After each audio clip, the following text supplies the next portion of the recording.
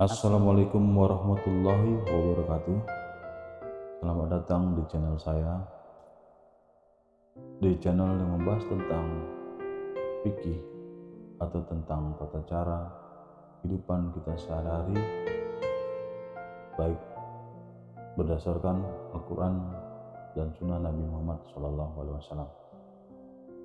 Dan di video kali ini kita akan membahas tentang tata cara mandi wajib bagi wanita yang telah bersih dari haid dan darah nifas.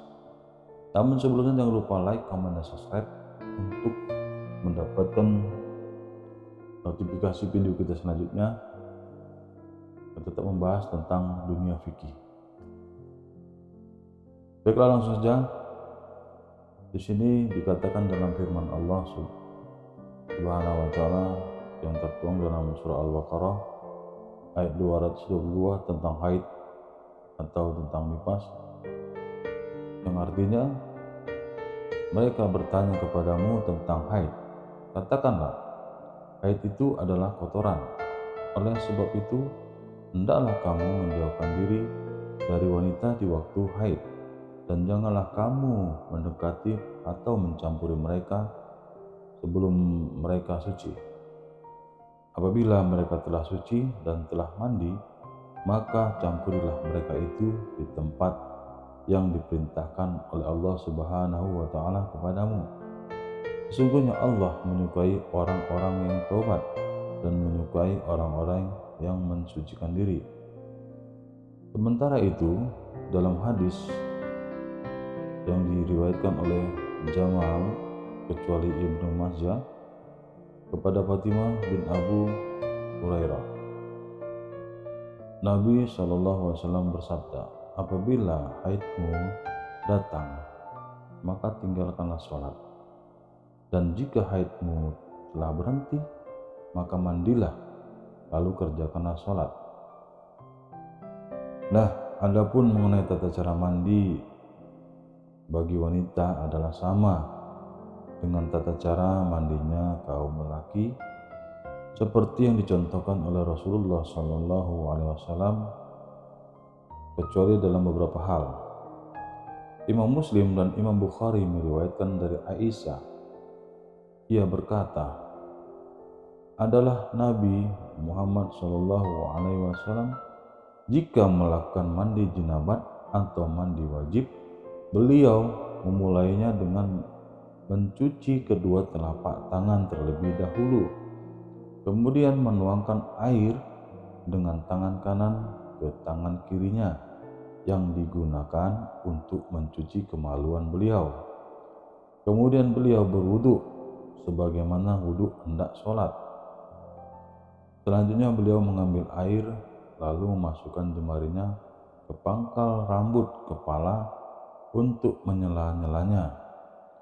Kemudian menuangkan air sepenuh telapak tangan sebanyak 3 kali ke atas kepala beliau.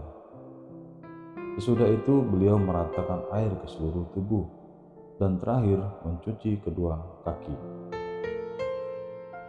Dalam hadis lain yang juga diriwayatkan Syaikhaini Bukhari Muslim yang berasal dari Maimunah, ia berkata, aku pernah mengambilkan air untuk mandi Rasulullah SAW.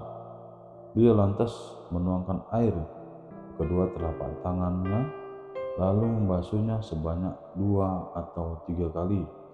Selanjutnya, beliau menuangkan air ke telapak tangan kiri guna membersihkan kemaluan. Sesudah itu beliau menggosok-gosokkan tangannya ke tanah, lalu beliau berkumur-kumur, lalu menghirup air ke hidung, lalu mengeluarkannya kembali, lalu membasuh muka dan kedua tangan hingga ke siku. Sesudah itu beliau membasuh kepala sebanyak 3 kali, lalu meratakan air ke seluruh tubuh. Selanjutnya beliau bergeser dari tempatnya, lalu terakhir mencuci kedua kaki. Dari kesimpulan di atas, berdasarkan hadis yang telah dipaparkan, dapat disimpulkan bahwa wanita yang mandi wajib hendaknya memperhatikan beberapa hal berikut. Yang pertama, niat. Nah, saat melakukan pembasuhan anggota badan yang pertama kali haruslah dengan niat. Kenapa?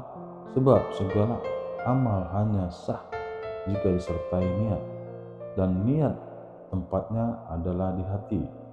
Sedang melepaskan niat di luar tidaklah dicontohkan oleh Nabi Muhammad SAW. Yang kedua, menuangkan air ke seluruh tubuh dan sudah barang tentu dengan air yang suci. Dilakukan secara merata hingga ke seluruh bagian rambut dan kulit. Yang ketiga, memulai mandi dengan membasuh kedua telapak tangan, lalu kemaluan dan tempat keluarnya najis. Yang keempat, berwudu secara sempurna sebagaimana wudu hendak sholat. Yang kelima, melakukan pembasuhan yang disertai dengan menggosok-gosok agar seluruh bagian tubuh benar-benar terkena air. Yang keenam, menuangkan air ke kepala sebanyak 3 kali. Dan yang terakhir, ketujuh, melakukan pembasuhan secara berturut-turut antara pembasuhan yang selalu dengan yang lain, tidak berselang lama, dengan mendahulukan anggota tubuh sebelah kanan dan mengerjakan secara tertib. Adapun hal yang membedakan dengan mandi jinabatnya laki-laki adalah bahwa kaum wanita yang telah berhenti dari haidnya atau nifas dianjurkan untuk mengambil sejumput kapas yang diolesi minyak misik atau wewangian sejenis, lalu digunakan untuk membersihkan tempat keluarnya darah hingga aroma anjir darahnya menghilang. Al-Jamaah para hadis selain Tirmizi meriwayatkan dari Aisyah bahwasanya Asma binti Yazid suatu hari pernah bertanya kepada Nabi tentang tata cara mandi seusai haid.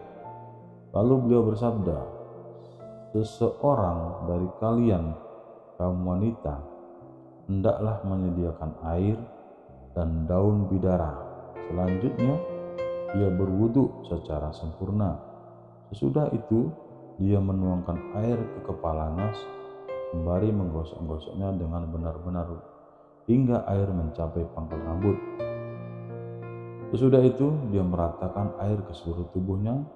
Selanjutnya dia mengambil sejumput kapas atau kain halus yang sudah diolesi minyak wangi, lalu digunakan untuk membersihkan. Asma berkata, bagaimana aku harus membersihkan dengannya? Beliau berkata, subhanallah, ya, kamu gunakan benda tersebut untuk membersihkannya. Aisyah lalu membisikkan ke Asma, kamu gunakan untuk membersihkan bekas keluarnya darah. Aku lantas bertanya kepada beliau tentang mandi jinabat.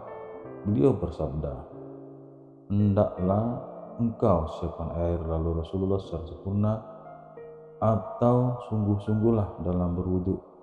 Selanjutnya engkau tuangkan air ke kepalamu, lalu engkau gosok-gosok hingga air tersebut mengenai pangkal rambut. Sesudah itu engkau siramkan air ke seluruh tubuhmu secara merata. Kaum wanita tidak diwajibkan untuk melepas ikatan atau gelung rambutnya saat mandi jinabat. Namun dengan syarat ia harus benar-benar bisa menjangkau bagian pangkal rambut dan kulit tempat tumbuhnya rambut. Demikian tata cara mandi wajib bagi kaum wanita yang telah bersih dari darah haid dan nifas. Mudah-mudahan video ini bermanfaat bagi kita semua, dan terima kasih yang telah menonton, yang like dan subscribe. Saya doakan mudah-mudahan kita semua dilindungi oleh Allah Subhanahu wa taala dan diberikan syafaat kelak di yaumil mahsyar oleh baginda Nabi Muhammad SAW. Terima kasih. Wassalamualaikum warahmatullahi wabarakatuh.